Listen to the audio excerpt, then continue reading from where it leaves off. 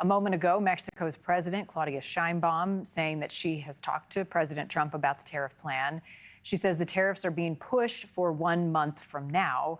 Trump's planning to add a 25% tariff on goods from Mexico and Canada, plus an extra 10% on Chinese imports. The measures are expected to have significant impacts on gas prices, the cost of cars in the United States, and other goods. Industry experts are warning consumers could see a spike in things like their gas prices, with some regions potentially experiencing increases up to 20 cents a gallon within days. They were set to kick in at midnight tonight, so we're waiting to hear more from the president and the White House as well. Joining me now, automotive industry expert Glenn Lundy, to talk about the potential impact. So if it's tonight or if it's a month from now, automakers have to prepare, and so does the American public. So talk about the supply chain. Is it true that a single part, a component for a car, can cross over the border 5 or 6 times before it's installed in the car, and each time ensues a tax? Yes, absolutely, Marni. It's crazy. These parts will go through different component or different places in North America, anywhere from 4 to 6 times per part. And so it's kind of up in the air right now what that's going to look like. Is it going to be a 25% tariff like one time, or is it going to hit all 6 times that it goes across the border, which could increase the cost on that part upwards of obviously 100, 150%. So we don't know the timing of all of this, but what are automakers doing in anticipation? I mean, because these tariffs and the threat of the tariffs have been on the table for a while, Trump now delivering on that promise. Well, some of them are shaking in their boots a little bit, Marni, I will say that. But the auto industry has always been incredibly resilient.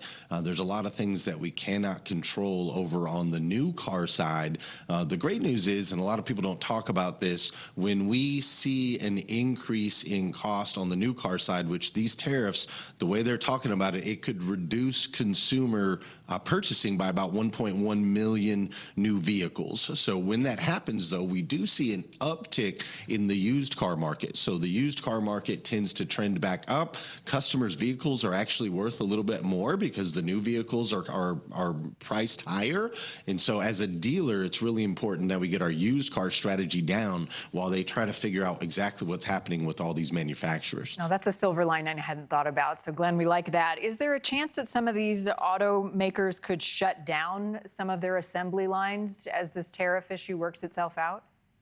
Yeah, we're already seeing that, like with General Motors, they're talking about alternative methods, bringing the assembly process into the United States, which is ultimately what Trump is kind of pushing for, right? Let's do these things in-house and support American workers. But I think on the other side of that, what people don't realize is most of these manufacturing or these assembly plants that are in Mexico, in Canada, are actually staffed with American workers. So there's a lot of jobs that could be lost over on that side when we pull that stuff here into the United States. But we are seeing the manufacturers considering some alternative options, either bringing it here to the U.S. and doing it here, or also going to some other countries that don't have such high tariffs. In order to build these cars, give us a sense, Glenn, percentage-wise, how much is imported from Mexico and Canada when it comes to the auto industry?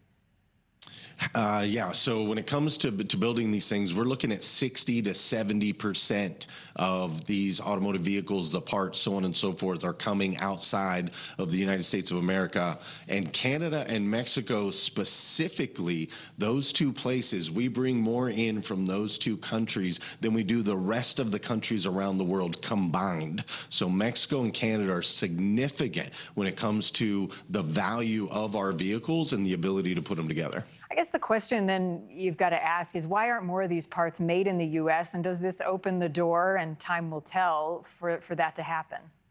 Yeah, again, I think ultimately that's the hope. I think that's why they're kind of pushing that direction. There's a lot of pieces, though. There's benefits to having a global network. When we look at these parts, it also affects other industries like the aluminum industry, or it affects an industry like the steel industry and all the workers that are connected to that. So it's a huge web of how we put these things together. And so having a global network, massive benefits.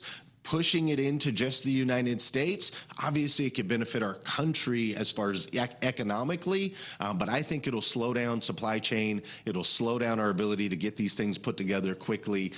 It really could slow things down quite a bit when it comes to the impact on the consumer. Yeah. Thank you for watching. Go to newsnationnow.com to find NewsNation on your television provider. And don't forget to click the red subscribe button below to get more of NewsNation's fact-driven, unbiased coverage.